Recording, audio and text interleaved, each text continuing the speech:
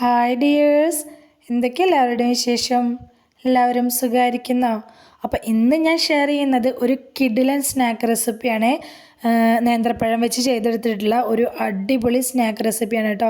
എണ്ണയിലൊന്നും മുക്കി പൊരിക്കേണ്ട ആവശ്യമില്ല. നമ്മുടെ വീട്ടിലുള്ള കുറഞ്ഞ ചേരുവകൾ വെച്ചിട്ട് നല്ല ഹെൽത്തി ആയിട്ട് തയ്യാറാക്കി എടുത്തിട്ടുള്ള നല്ലൊരു സ്നാക്ക് റെസിപ്പിയാണ് ഷെയർ ചെയ്യുന്നത്. അപ്പോൾ വീഡിയോയിലേക്ക് പോകുന്നതിന് മുമ്പ് വീഡിയോ എല്ലാവരും ഒന്ന് സ്കിപ്പ് ചെയ്യാതെ മുഴുവനായിട്ട് കാണാൻ ശ്രമിക്കണേ. കണ്ടുകൊണ്ടിരിക്കുന്ന സമയത്ത് ഇഷ്ടമാവുന്നുണ്ടെങ്കിൽ മറക്കാതെ ലൈക്ക് ബട്ടൺ ഒന്ന് പ്രസ് ചെയ്ത് വെക്കണം കേട്ടോ. പിന്നെ സബ്സ്ക്രൈബ് ചെയ്യാതെ കാണുന്ന കൂട്ടുകാർ ആരെങ്കിലും വീഡിയോ കാണുന്നവരുണ്ടെങ്കിൽ പ്ലീസ് ഒന്ന് സബ്സ്ക്രൈബ് ചെയ്ത് സപ്പോർട്ടും കൂടെ ചെയ്യണേ. അപ്പോൾ നമുക്കിത് എങ്ങനെ ഉണ്ടാക്കുന്നതെന്ന് നോക്കിയാലോ. അതിനായിട്ട് ഞാനിതപ്പോൾ ഇവിടെ കുറച്ച് പഴം കട്ട് ചെയ്ത് വെച്ചിട്ടുണ്ട്.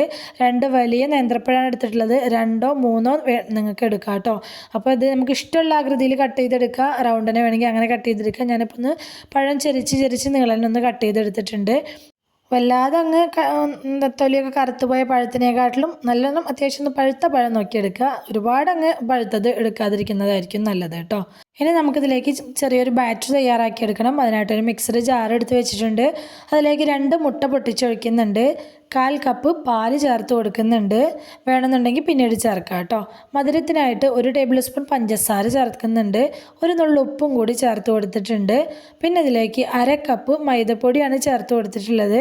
അതും കൂടി ചേർത്ത് കൊടുത്ത ശേഷം നമുക്കിതൊരു സ്പൂൺ വെച്ചിട്ട് ജസ്റ്റ് ഒന്ന് മിക്സാക്കി കൊടുക്കുക.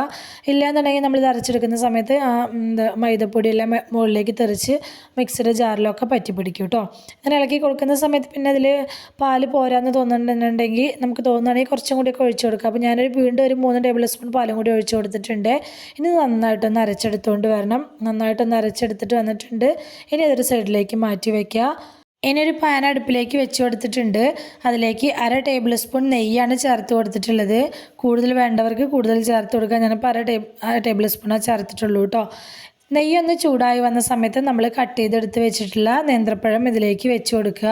ഫ്ലെയിം കുറച്ച് വെക്കണം കേട്ടോ, അല്ലെങ്കിൽ പെട്ടെന്ന് തന്നെ പഴം അങ്ങ് കരിഞ്ഞു പോവും.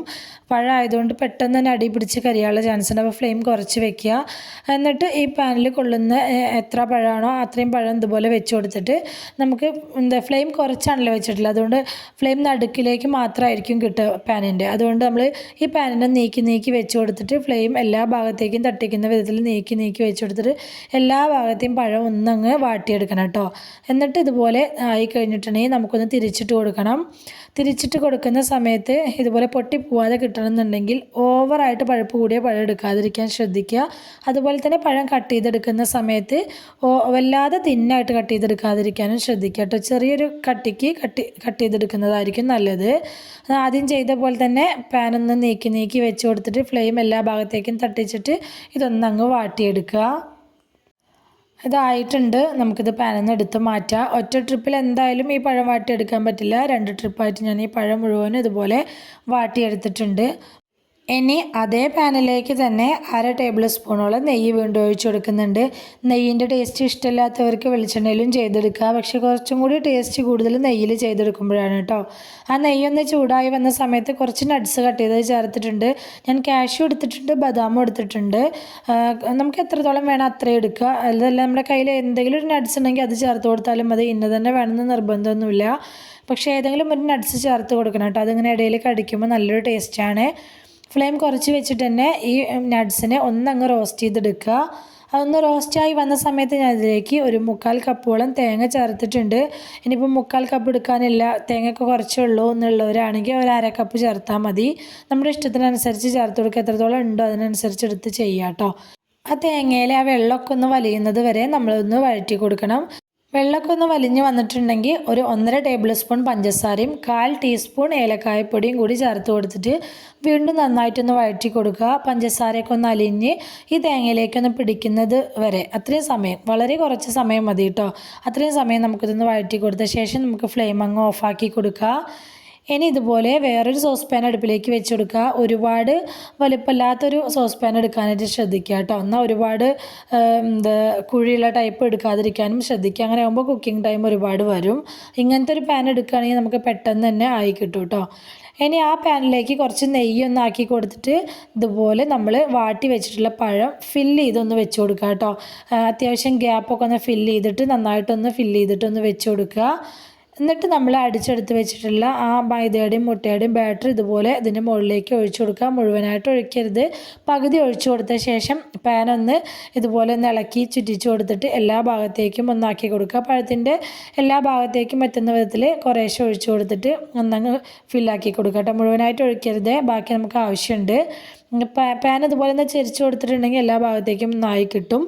ശേഷം നമ്മളുടെ തേങ്ങയുടെയും നട്ട്സിൻ്റെയും കൂട്ട് ഇതിൻ്റെ മുകളിലേക്ക് ഇട്ട് കൊടുക്കുക. മുഴുവനായിട്ട് തന്നെ ഇട്ട് കൊടുക്കണം. പിന്നെ അരികുവശത്തേക്ക് വല്ലാതെ ആവാതിരിക്കാനും വേണ്ടി ശ്രദ്ധിക്കണം കേട്ടോ. കാരണം ഇതിൻ്റെ മുകളിലേക്ക് വീണ്ടും പഴവും ബാറ്ററൊക്കെ ഒഴിച്ചു കൊടുക്കുന്ന സമയത്ത് അത് ഫില്ലാവാതെ വരും, അരികുവശം ഫില്ലായി കിട്ടാതെ വരും. അതുകൊണ്ട് വല്ലാതെ അരികുവശത്തേക്ക് ആവാതിരിക്കാൻ ശ്രദ്ധിക്കുക. തേങ്ങയുടെയും നട്ട്സിൻ്റെയും കൂട്ട് വെച്ച് കൊടുക്കൽ കഴിഞ്ഞാൽ ബാക്കിയുള്ള പഴം ഇതുപോലെ ഇതിൻ്റെ മുകളിലേക്ക് പറ്റാവുന്ന രീതിയിൽ ഒന്ന് ഫില്ലാക്കി കൊടുക്കുക കേട്ടോ. ഇനി പഴം ഞാൻ എടുത്ത പഴം കുറച്ച് കുറവായിരുന്നു, ഒരു 2-3 പീസിൻ്റെയൊക്കെ കുറവുണ്ടായിരുന്നു കേട്ടോ. അപ്പോൾ നിങ്ങൾ എടുക്കുന്ന സമയത്ത് നിങ്ങളുടെ പാനിൻ്റെ വലിപ്പം നോക്കിയിട്ട് അതിനനുസരിച്ചുള്ള പഴം എടുക്കുക. ഒരു 3 പഴം വെച്ചിട്ടൊക്കെ ചെയ്തെടുക്കുക കേട്ടോ. അപ്പോൾ ബാക്കിയുള്ള പഴം ഞാൻ അതിൻ്റെ മുകളിലേക്ക് വെച്ച് കൊടുത്തിട്ടുണ്ട്. ഇനി നമ്മൾ ബാക്കി അവിടെ മാറ്റി വെച്ചിട്ടുണ്ടായിരുന്ന ആ മൈദയുടെയും മുട്ടയുടെയും ബാറ്റർ മുഴുവനായിട്ട് തന്നെ അതിൻ്റെ മുകളിലേക്ക് ഇതുപോലെ ഒന്ന് ചുറ്റിച്ചൊഴിച്ച് കൊടുക്കുക. അരികുവശത്ത് ആവാനായിട്ട് ശ്രദ്ധിക്കണം കേട്ടോ. എന്നിട്ട് ബാക്കിയുള്ളത് ഇതിൻ്റെ മുകളിലേക്ക് എല്ലാ വശത്തേക്കും എത്തുന്ന വിധത്തിൽ നന്നായിട്ടൊന്ന് ആക്കി കൊടുക്കുക. ഈ ബാറ്റർ ഓവറായിട്ട് കൂടി പോകാനും പാടില്ല, കാരണം ഈ ഒരു മാവിൻ്റെ ടേസ്റ്റ് നമുക്ക് മുന്നിട്ട് കിട്ടാതെ ഈ പഴത്തിൻ്റെയും നമ്മൾ ചേർത്ത് കൊടുത്ത ഫില്ലിങ്സിൻ്റെയൊക്കെ ടേസ്റ്റ് ആയിരിക്കും നമുക്ക് നല്ലപോലെ കിട്ടേണ്ടത്. എന്നാൽ ഇതൊന്ന് കവറായി കിട്ടുന്ന രീതിയിലാവും വേണം. അത്രയും ബാറ്ററി നമുക്ക് ആവശ്യമുള്ളൂ കേട്ടോ. എല്ലായിടത്തേക്കും ഒന്ന് ആക്കി കൊടുത്ത ശേഷം ഇതൊന്ന് മൂടി വെച്ച് കൊടുക്കുക. മൂടി വെച്ച് കഴിഞ്ഞാൽ 2 മിനിറ്റ് കൊണ്ട് തന്നെ എനിക്കിതായിട്ട് ഉണ്ടായിരുന്നു. കാരണം അത്യാവശ്യം ഒരു ഒരുപാട് കുഴിയില്ലാത്തൊരു ടൈപ്പ് പാനാണല്ലോ ഞാൻ എടുത്തിട്ടുള്ളത്, അതുകൊണ്ട് തന്നെ പെട്ടെന്നായിട്ടുണ്ടായിരുന്നു. ഇതുപോലെ ഒരു സ്പാച്ചില വെച്ചിട്ട് തിരിച്ചു അങ്ങനെ നോക്കുന്ന സമയത്ത് അതിൻ്റെ അടിവശം വിട്ട് വരുന്നുണ്ടെങ്കിൽ ആയി എന്നാണ് അർത്ഥം കേട്ടോ. അപ്പം നമുക്കിത് വേറൊരു പാനിലേക്ക് ഫ്ലിപ്പ് ചെയ്ത് ഇട്ട് കൊടുക്കണം. അതിന് വേണ്ടിയിട്ട് വേറൊരു പാൻ വെച്ച് കൊടുത്തിട്ട് അതിലേക്ക് ഇതുപോലെ കുറച്ച് നെയ്യൊന്നാക്കി കൊടുത്തിട്ട് ഇതുപോലെ തിരിച്ചിട്ട് കൊടുത്ത് ഈസി ആയിട്ട് തന്നെ നമുക്കിത് തിരിച്ചിടാനായിട്ട് പറ്റും. അതിൻ്റെ അടിവശമൊന്നും കരിഞ്ഞ് പോവാതെ നന്നായിട്ട് തന്നെ കിട്ടിയിട്ടുണ്ട്. അതുകൊണ്ട് പെട്ടെന്നായിട്ട് കിട്ടും. ഞാൻ പറഞ്ഞല്ലോ, ഒരുപാട് കുഴിയില്ലാത്ത ടൈപ്പ് സോസ് പാൻ എടുക്കുകയാണെങ്കിൽ പെട്ടെന്ന് തന്നെ ആയിട്ട് കിട്ടും കേട്ടോ. ആ സ്പാച്ചിൽ വെച്ചിട്ട് ജസ്റ്റ് ഒന്ന് അമർത്തി കൊടുക്കുക. ആ പഴവും ബാറ്ററും കൂടി ഒന്ന് ഒട്ടിയിരിക്കാനും വേണ്ടിയിട്ടാണ് കേട്ടോ. തിരിച്ചിട്ട് കഴിഞ്ഞാൽ ഒരു 1-2 മിനിറ്റ് അത്രയും സമയം മതി. ഇത് പെട്ടെന്ന് തന്നെ ആയി കിട്ടും. പാൻ ഒന്നിങ്ങനെ ജസ്റ്റ് ഒന്ന് ഇളക്കി കൊടുക്കുന്ന സമയത്ത് പാൻ ഒന്നിങ്ങനെ ഇളകി കിട്ടുന്നുണ്ടെങ്കിൽ അതായിട്ടുണ്ട് എന്നാണ് അർത്ഥം. അപ്പോൾ നമുക്കിതുപോലെ വേറെ പ്ലേറ്റിലേക്ക് അങ്ങ് മാറ്റി കൊടുക്കാം കേട്ടോ. ഇത്രയേ ഉള്ളൂ, എളുപ്പമാണ് ചെയ്തെടുക്കാനായിട്ട്. വെറും 10 മിനിറ്റ് കൊണ്ട് നമുക്കൊരു അടിപൊളി ഈവനിങ് സ്നാക്ക് തയ്യാറാക്കി എടുക്കാൻ പറ്റും കേട്ടോ. വളരെ കുറഞ്ഞ ഇൻഗ്രീഡിയൻസ് അല്ലേ ഉള്ളൂ, നമ്മുടെ വീട്ടിലുള്ള നമ്മുടെ കയ്യിലുള്ള ചേരുവകളൊക്കെ വെച്ച് ചെയ്തെടുക്കാൻ പറ്റിയിട്ടുള്ള നല്ലൊരു കിഡിലൻ സ്നാക്ക് തന്നെയാണ് കേട്ടോ. പഴം വെറുതെ കഴിക്കാൻ കൊടുത്താലും പുഴുങ്ങി കൊടുത്താലൊന്നും കഴിക്കാത്ത മക്കളുണ്ടാവും. അപ്പോൾ അങ്ങനത്തെ മക്കൾക്കൊക്കെ സ്കൂൾ വിട്ട് വന്നാൽ ഒരു നല്ല വിശപ്പോട് കൂടിയിട്ടായിരിക്കും വരിക. അപ്പോൾ അങ്ങനെ കുട്ടികൾക്ക് ഉണ്ടാക്കി കൊടുക്കാനായിട്ടാണെങ്കിലും ഒരു ഗസ്റ്റ് വന്ന അവരുടെ മുമ്പിൽ ചായയുടെ കൂടെ കൊണ്ടുപോയി വെച്ച് കൊടുക്കാൻ പറ്റിയിട്ടൊക്കെയുള്ള ഒരു അടിപൊളി ഈവനിങ് സ്നാക്കിൻ്റെ റെസിപ്പിയാണ് ഷെയർ ചെയ്തിട്ടുള്ളത്. പഴം വെച്ചിട്ടാണ് ചെയ്തെടുത്തിട്ടുള്ളത്. അപ്പോൾ പഴം കിട്ടുന്ന സമയത്ത് ഇതുപോലെ ഒന്ന് ട്രൈ ചെയ്ത് നോക്കുക കേട്ടോ. അടിപൊളിയാണ്, എളുപ്പമാണ് ചെയ്തെടുക്കാനായിട്ട്. അപ്പോൾ ഇന്നത്തെ നമ്മുടെ ഈവനിങ് സ്നാക്കിൻ്റെ റെസിപ്പി എല്ലാവർക്കും ഇഷ്ടമായി എന്ന് വിചാരിക്കുകയാണ്. ഇഷ്ടമായിട്ടുണ്ടെങ്കിൽ സബ്സ്ക്രൈബ് ചെയ്യാതെ കാണുന്ന കൂട്ടുകാരൊന്ന് സബ്സ്ക്രൈബ് ചെയ്ത് സപ്പോർട്ട് ചെയ്യുക. അതുപോലെ തന്നെ ലൈക്ക് ചെയ്യാൻ മറന്നു പോവല്ലേ.